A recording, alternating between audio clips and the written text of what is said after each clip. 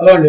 ఎన్నికలకు ముందు ఎలాగైతే తెలుగుదేశం పార్టీ, జనసేన పార్టీల మధ్య విభేదాలు క్రియేట్ చేయడానికి వైఎస్ఆర్ కాంగ్రెస్ పార్టీ శతవిధాలా ప్రయత్నించిందో, అదే ప్రయత్నాన్ని ఎన్నికలు అయిపోయిన తర్వాత కూడా కంటిన్యూ చేయడం అనేది ఆ పార్టీ యొక్క దివాళాకోరు రాజకీయాలకి నిదర్శనం అండి.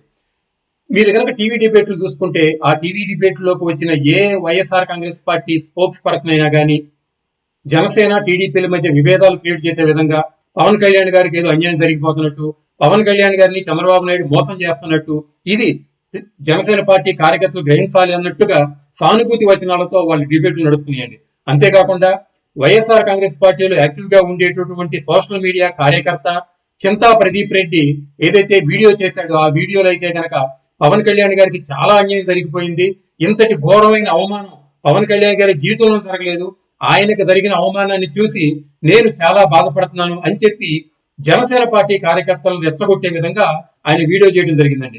ఎందుకు ఎలా పవన్ కళ్యాణ్ గారికి అవమానం జరిగిందంటే ఆయన చెప్పింది ఏంటంటే, ఈ పెన్షన్ పంపిణీల్లో కొట్టినటువంటి పాంప్లెట్లు కానీ, ప్రభుత్వం ఇచ్చిన అడ్వర్టైజ్మెంట్ లో కానీ పవన్ కళ్యాణ్ గారి ఫోటో లేకుండా కేవలం ముఖ్యమంత్రి చంద్రబాబు నాయుడు గారి ఫోటోనే ఉంది. అదే గనక మీరు తెలంగాణలో చూసుకుంటే రేవంత్ రెడ్డి గారితో పాటు ఉప ముఖ్యమంత్రి బట్టి విక్రమార్క గారి ఫోటో కూడా ఉంది.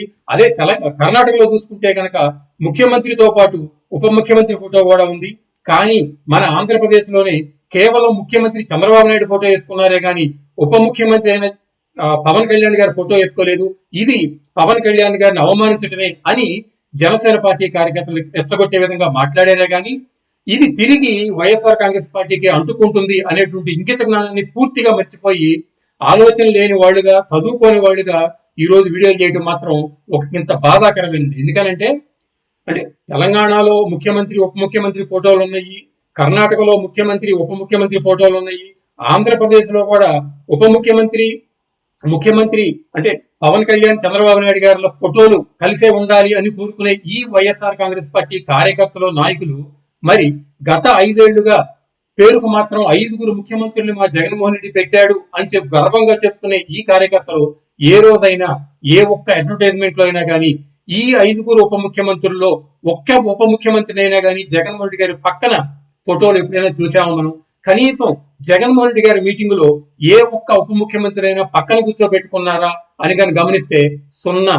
మరి అలాంటిది తమకు కాని నీతులు పక్క వాళ్ళకి ఎలా చెప్తారు అంటే కేవలం బురదేసేసి రెండు పార్టీల మధ్య విభేదాలు క్రియేట్ చేయడానికి మాత్రమే ఇలాంటి ప్రయత్నాలు చేస్తున్నారు అని గనక ఈ రెండు పార్టీల కార్యకర్తలు, నాయకులు గ్రహించకపోతే ఈ రెండు పార్టీలకు మాత్రం ప్రమాదం ముంచుకొస్తుంది అని గుర్తించాలండి.